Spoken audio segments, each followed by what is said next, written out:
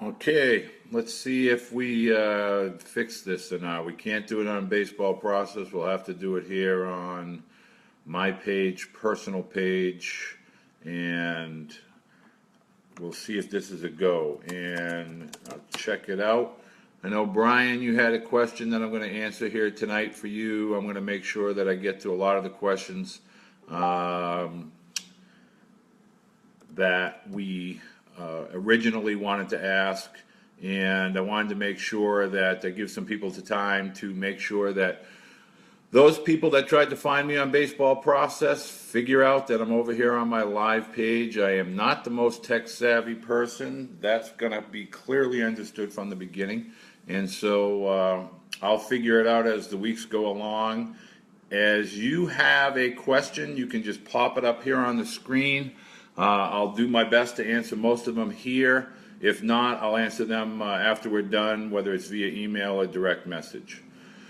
So tonight, what we're going to do is we're going to get started. We have Baseball Process. What is Baseball Process? Who is Baseball Process? What the heck is it that we do? Baseball Process was started probably a little bit about after 1998. That's when I first started to help players and families begin to navigate college baseball recruiting process. It was the advent in the very, very beginning of travel baseball. We had college camps, and I would get asked questions by the high school players that I was coaching, as well as the American Legion players. I know American Legion baseball is kind of prehistoric to some families and players, but yes, we did actually play American Legion baseball back in the day and had a lot of fun doing it. But I started to help players and families back then, and kind of escalated. After I was a high school baseball coach, I was a head coach in college at the NCAA Division III level at a school called Becker College. And then from there, once I started to have a little bit more involvement with my sons, I have two sons, Kyle, who is now 26, and Tyler, who is now 23. I figured out very quickly I didn't want to miss a lot of their games. I actually happened to be up in Maine during a conference championship. Tyler, my youngest one, called me at the time and said he had just hit his first home run. I missed it, wasn't there. That was when I decided no more college baseball coaching, and that's when I became a baseball dad. So for those of you that are baseball parents, I have lived this in every possible dynamic that you could ever possibly live it. I have done the Little Leagues, I have done the Babe Ruths, I have done the travel baseball, the American Legion baseball, the high school baseball, college baseball, summer baseball at the college level, as well as now professional baseball. So Baseball Process was more of a byproduct of parents and players asking questions: how to, what to, when to. I have probably spent the vast majority of my life up here in Massachusetts, but I did spend a significant amount of time in Louisiana from 2011 through 2014, and still maintain many, many friendships in Louisiana. And I have made some tremendous friends, and I'm tremendously blessed to have those people still in my life today. I have been a head coach at the high school level, been a head coach at the American Legion level, head coach at the National Travel Ball level, head coach at the collegiate level. I've spent enough time coaching to get a good understanding of what families have for concerns both now, today, as well as what they're looking for as far as tomorrow is concerned. And that's why with Baseball Process, one of the things that we really emphasize is that it's a game. It's supposed to be fun. The boys are supposed to have fun. We don't need to make all of these mega decisions when boys are 10, 11, 12, 13, 14 years old. But after the age of 14, then it becomes the type of situation, if your son has a desire to play baseball at the college level or possibly beyond, then you do have to make some decisions. So Baseball Process is about the game, keeping it fun, keeping it educational. At the same time, trying to help parents avoid all the pitfalls that can occur when they get besieged with emails from colleges, random showcases, how high am I ranked, when am I going to get ranked, who's evaluating me, et cetera, et cetera. So that's really where baseball process comes into play. So first and foremost, let's start with the process as a whole. This is not going to be about slamming or judging or giving opinions about high school coaches, travel ball coaches or programs, people who do lessons, facilities. That's not what we do.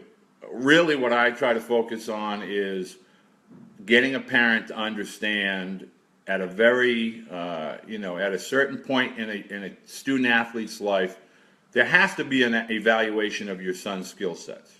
Before you take lessons, before you go to camps and clinics and showcases, someone has to have a good understanding of, does your son have a passion for the sport?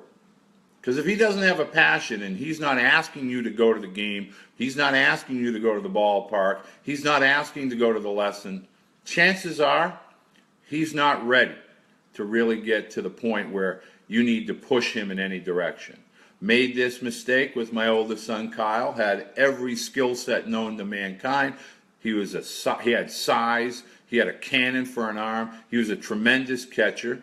But at a younger age, he had different priorities. He wanted to have fun, he wanted to play different sports, he wanted to go with his buddies, and practice wasn't important to him, and neither were lessons.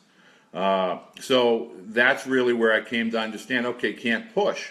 My youngest son, on the other hand, I couldn't get him where he needed to go fast enough. And if he wasn't running to practice, or if I wasn't driving fast enough, he let me know. And if the weather gods made it rain, he wasn't happy with me. But my point is every young man will tell you when they are ready to take the next step within the game of baseball. The next step is, once you have an evaluation or an understanding of your son's basic skill sets, that's when it's time, if you want, to start to look into lessons. The number one thing that all parents have to understand, right from the age of 10 or 11 or 12 years old, is this is almost identical to a Ferris wheel or the wheel that the hamsters get on. Once you get involved with lessons, there's a good chance someone's going to start to talk to you about travel baseball.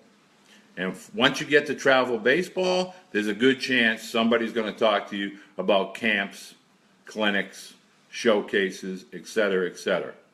And there's always camps. You can go to any indoor facility, any outdoor facility, all year round, 12 months a year. But it can't start. None of this process can start unless your son and or daughter has displayed a true passion and desire to learn the game at the higher levels. So let's get started.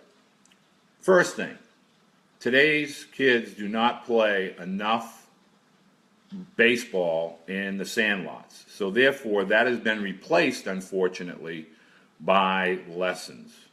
There's no amount of money that a parent can spend that's going to get your son or daughter to understand the basics unless you're spending the time with them in some capacity, or you have a sibling or a relative that's playing the basics, playing catch, maybe hitting with wiffle balls. But let's start at the very, very beginning.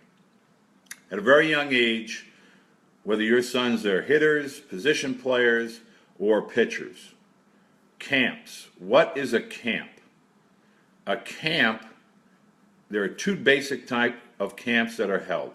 There are those for the beginners, meaning they're kids of all ages. Whenever you see a camp that is open to boys and girls of all ages, that's not going to be a recruiting camp. It's going to be instructional. It's going to be more of a babysitting service. You're going to have children of all different ability levels. And once you have that, the upper echelon students, student athletes, they're not really there learning, they're just participating. So when you have a camp that is all ages, that's just meant to be a fun camp. You're going to learn and you're going to play and participate. The other kind of a camp, you get an email from a college. If it doesn't say exposure camp or elite athlete camp, prospect camp, any of these terms, then essentially what you're doing is you're participating in an all-age camp. So once you have that, again, you have to understand, is that worth the time and money? Some parents look at that as daycare. Other parents might think they're going to a camp where they're going to get all kinds of instruction and be seen as a college coach from a college coach perspective, but in reality, you're not. If you get a camp email, it's important to do two things. One, respond to the email and say, has anyone seen my son and how did this invitation come about? 9 times out of 10, and I'm sorry to report this, I don't want to break anybody's bubble because I get this all the time. University of Virginia sent me an email and they want me to go to the camp. Stanford sent me an email, they want me to go to the camp. Okay, if you live in Boston and you get an email from the University of Virginia, chances are pretty good that they're getting your email because you attended a perfect game event or something that leads them to believe from a mailing list that you have an interest in baseball and you will spend money to attend camps. So let's get down to the nitty-gritty here. During my time as a dad, I can tell you that it's safe to say I received in excess of 100 to 200 emails during the course of any year. And I literally can tell you that I made tons of mistakes as it pertained to both my boys when it came to camps and clinics. What I'm able to offer you is kind of an understanding of what's real and what's Memorex. What is worth your time, what is worth your money, more importantly. I was a courier. My whole time that I was with my boys, as far as doing the summer circuits, I was a courier. Didn't do any of the, I wasn't an attorney, didn't have disposable income, didn't have a lot of those things. So all I was really able to do was try and focus in on those events that I felt were going to help and benefit my boys. That's what I tried to focus on. And I made a lot of mistakes because the one thing we want to do as parents is we want to believe that our sons are getting these emails and getting these letters because somebody actually thinks that my son or our sons are really that good. Okay? Well, here's the bottom line here is this. There are 400,000 boys that play high school baseball across the country. 400,000 boys across the country. And of that number, approximately 10% will play college baseball, either at the junior college level, the NAIA level, the NCAA level, divisions 1, 2, and 3. So let's just think about that for a second. High school baseball, 400,000 student athletes playing high school baseball, varsity, junior varsity, and freshman. And of all of those student athletes, 10% will go on to play high school baseball. Let me give you another number. 12 years old, the age where Little League ends. After the age of 12, and there are millions of boys that play Little League baseball. Over 2.5 million boys play Little League baseball. By the age of 13, almost 2 million boys will stop playing baseball. And you're left with approximately 500,000 boys that go on to play at the high school level. And out of that, we go on to college, which is approximately 40,000. So if you start to put those numbers in there, you're paying for lessons when they're 9, 10, 11, and 12. And then there's a big divide. And the vast majority, over 90% of those boys, they take a left. They go to ride bikes. They go to ride skateboards. Oh, my goodness, here comes this thing called girls.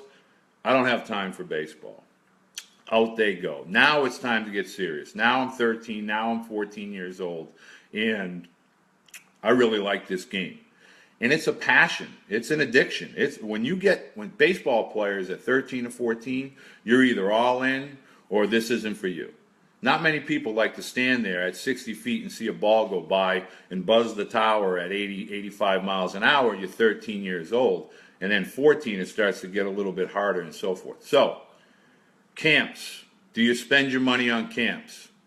The answer to that question is if you want to go have some fun and you want to learn a little bit about the game, and you're 8 to 13 or 14 years old, yes. All of them, no. The ones you want to go to are local, where players have either played at the high school level or college level, and they're giving back. Inexpensive. We don't need to spend a lot of money on a camp at 8 through 12 or 13 years old when we're just trying to learn the basics. Doesn't correlate between the more money you spend doesn't equate to I'm going to get better. Your son is not going to get better because a former big leaguer is there teaching him.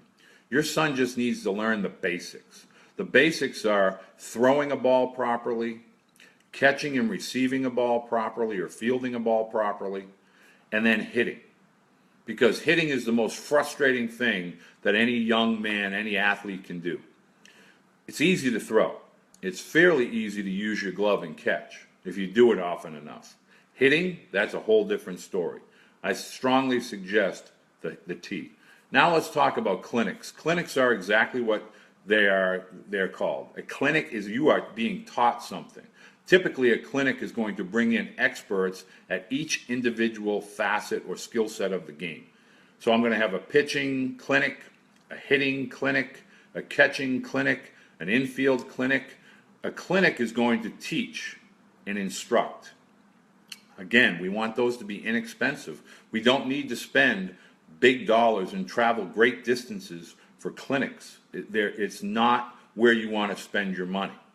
Now, I have a question from Brian, who happens to reside in the great city of Lin, the city of Sin, originally from Sachem country in Saugus.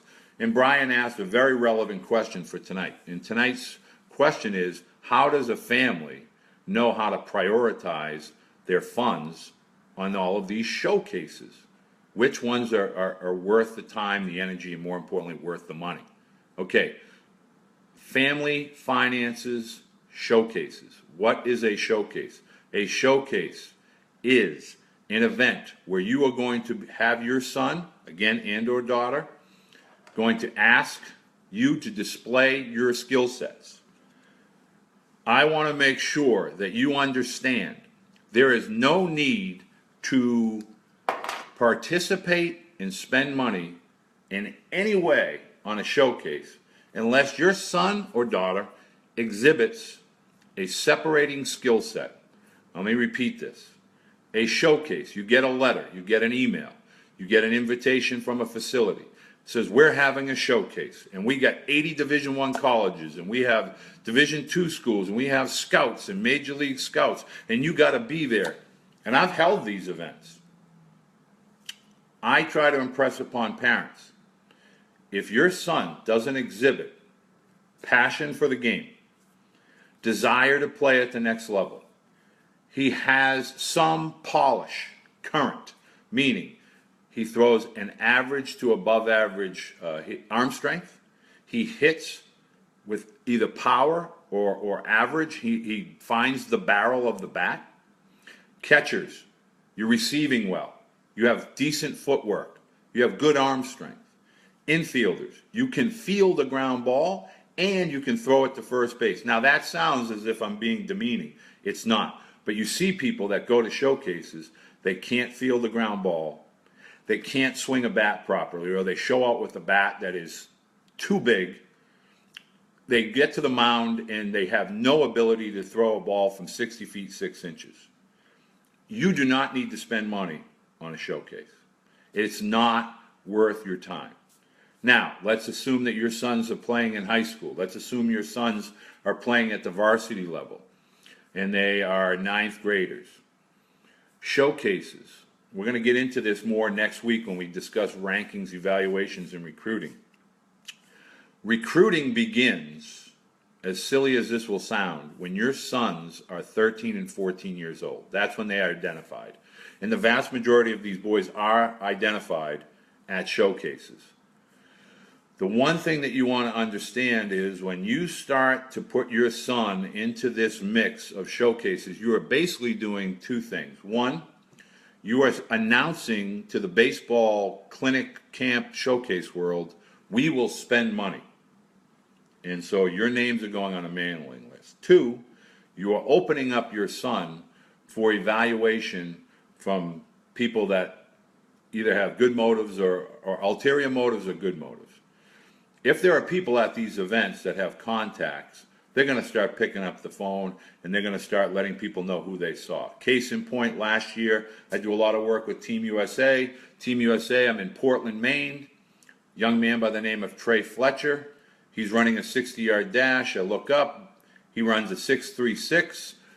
Boom, I'm on the phone and I'm talking to coaches, and now that young man from Portland, Maine, you know, he's all over the map now, and he's probably one of the top players in his class in 2019.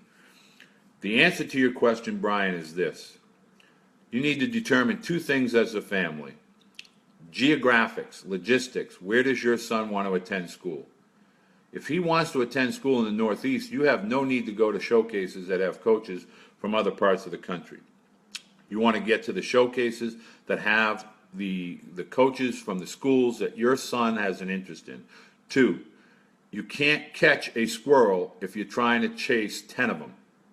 You can only catch one. Your son isn't going to attend 10 colleges, he's going to attend one. So what you want to do and what we do and what we emphasize is you need an evaluation, a real honest evaluation of your son's ability. From that point, you can then say, we can then kind of guide you to, this is the showcase that you should put him in. Because these are the coaches that are going to be there. He profiles as this level of a student athlete. Meaning, if your son is in a Division I level caliber pitcher, I'm not saying that he is or isn't, I haven't seen him pitch. If he's not, we don't need to go there when Boston College or Northeastern or Harvard or any other, Fordham or any other Division I school. We want to get to those Division IIs and IIIs or possibly junior college. Because also one of the things that you need to understand and have an understanding of is if you're going to these showcases, they're going to ask, the first question they're going to ask is, what kind of grades do you have?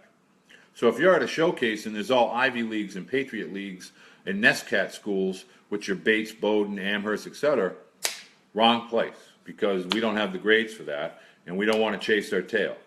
If we have decent grades and we think, okay, this is, I'm interested in architecture or engineering, okay, I want to go to schools where WPI, schools that are going to offer the majors that my son's going to want to gravitate towards. The biggest thing I want everyone to take away from tonight is this. Don't chase the sport, chase the degree. I wish somebody would have told me that when I was 15, 16 years old, because I had blinders on. All I wanted to do was play baseball. What do you want to do when you grow up? I want to be a big league baseball player. Well, let's get reality check and nope, I want to be a big league baseball player. Okay, let's get realistic. And the more I talk about it now, the more I wish I had somebody that could have said to me, trade your athletic ability for academic excellence. It sounds simple, but folks, we chase the baseball, we don't chase the academics. Because at the end of the day, when your son or daughter turns 22, baseball, he gone. It ain't coming back. That's the end of the road. The train comes off the track at 22 for 95% of every boy who ever swings a bat or uses a glove. That's just a fact. Now, they can play in adult leagues or the beer leagues, we used to call them, Stan Musial baseball. I played it till I was 36, 37 years old. But the facts are, college is pretty much the end of the line. It's those 4 years where your son gets to take all of the lessons, all of the hard work, everything that he's worked hard for, and put them into the greatest experience he will ever have as an athlete, as a student athlete, which is very, very important for you to understand. You should be chasing what can bring your son the greatest piece of paper that he can obtain with his athletic ability. That's the number one thing that we focus on. We don't chase the baseball accolades. So let's talk about it again. Camps. No need for camps at the elite level or traveling unless your son has an elite skill that is a separating tool. Every coach I talk to, they look for two separating tools. Academics, and what does he do? Is he fast? Is he strong? Does he throw hard? Those two things are the first questions that get asked. Clinics, they're meant to have fun. Clinics, they're teaching, that's all they're doing. Don't spend a lot of money on clinics, and don't travel for a clinic. So don't travel for camps until they have a separated skill set. Please don't travel for clinics, because that's a waste of time. Showcases, the only showcases that you should ever attend are when your sons display a skill set that clearly tells them, that tells you and can tell coaches, this is a college baseball player. You need to have an evaluation of your son before you send them to a showcase. So answering Brian's question, I want to make sure that when we're wrapping up here, I want to make sure that people understand this is a business for a lot of people. When you have young children, they have dreams. Dreams are nothing to mess with. Let me tell you, there is no easy way to look at your son and say, you know what, it didn't happen. I'm sorry, but it didn't happen. And you show up at these events and there's 100 boys, there's 50 boys, there's 200 boys. Some of these events, they have 300, 400, 500 boys. You have to make sure that your sons are ready for that, not only physically, but mentally. Next week, we're going to get into the recruiting dynamics, the rankings, the evaluations. Why are rankings even out there? What do they do? How do you use a recruiting service? What is a recruiting service? Why do you need a recruiting service? Number one thing that I'd like to have happen next week is if you're a parent, you have children, you have family members that have children, you think that they might benefit from something like this, have them join in. This isn't going to be anything that's going to cost anybody anything. I'm going to try to answer questions as they come in. I'm going to give some feedback from some people that wrote some questions here tonight. I want to thank everybody for showing up. Next week when we come on, I'll hopefully have this figured out, this technology thing. I can't say I'm tech savvy. Maybe I'll have one of my boys help me out on that. But if you have any questions, please send them in. Next week, 8 p.m. On Wednesday, so that'll be January 11th. We'll try to keep it to a half an hour. If you need to reach me by any means via email, it's WBeede, B-E-E-D-E, number 11, at AOL.com. Yes, I am a dinosaur. I still use AOL as a email, so let the chuckles begin. I want to say hi to everybody that stopped by. I want to say thank you to everybody. Till next time, baseball process. It's okay to follow us. It's okay to follow me. It's okay to tell people about it next week.